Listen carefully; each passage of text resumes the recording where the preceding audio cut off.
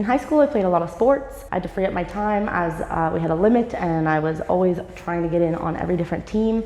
I really enjoyed rugby. That was the one that I went for a lot. Being in all the different sports in high school definitely had me leaning into being physical, even if it was just outdoor things like biking, longboarding, rollerblading. I ended up taking exercise science in my last year, and I nailed it and was like, wow, this clearly was my thing. Once I found out that this was something I loved, I went with it. I was pretty surprised that in grade 9 in careers, we actually had to kind of plan our future and where we would go, and it was SLC, Kingston for fitness and health promotion.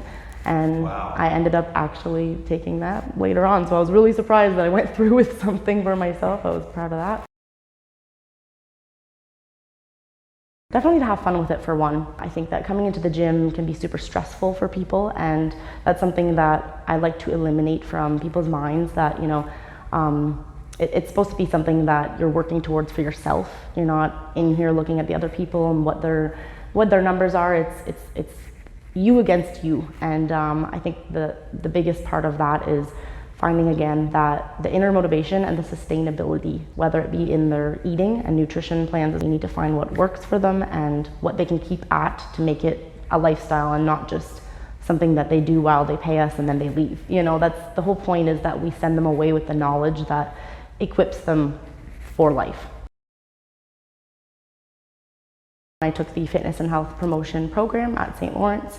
I did that, as well as a certificate that I kind of dove into a little more of the psychology side of things. I really like to know, about the brain and why people do what they do and how it works. Other than that, I have OFC, which is the Ontario Fitness Council Gold membership. So under that, I have some spin certification. I have the adults and inclusive population, personal training, group fitness, physiotherapy assistant now, I can call myself. I like to kind of focus as well on the rehabilitation side of things. Everybody has some sort of injury.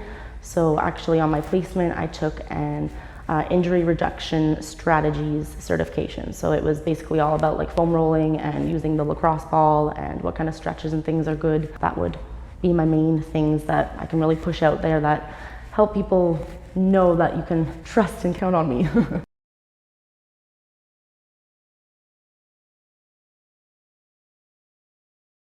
Not to sound cliche, but smile on their face afterwards whenever they're sweating. That's definitely, it's the high that they feel afterwards, the confidence that the person feels in themselves, whether, it was just upping something like a little PR they made. Also, right now I'm doing physiotherapy assistance at an old age home self, and it gives me that gratifying feeling that, like, wow, they're feeling a difference in themselves. You are young, or you're older. I definitely would be lying if I said it's not a challenge, but a good challenge keeps you on your toes. In the textbook world, you learn the anatomy, you learn the basics, but in the real world, it's adapting to everybody's differences.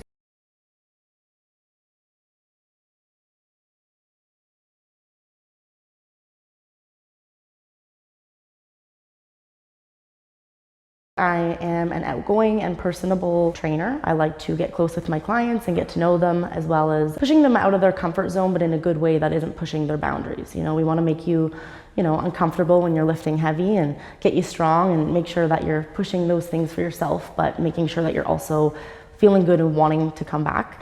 I really believe also that everybody deserves the chance to get fit, and I do not want finances ever to become an issue with that. So I definitely like working with people on what we can comfortably make work for their budget and figuring that out for them.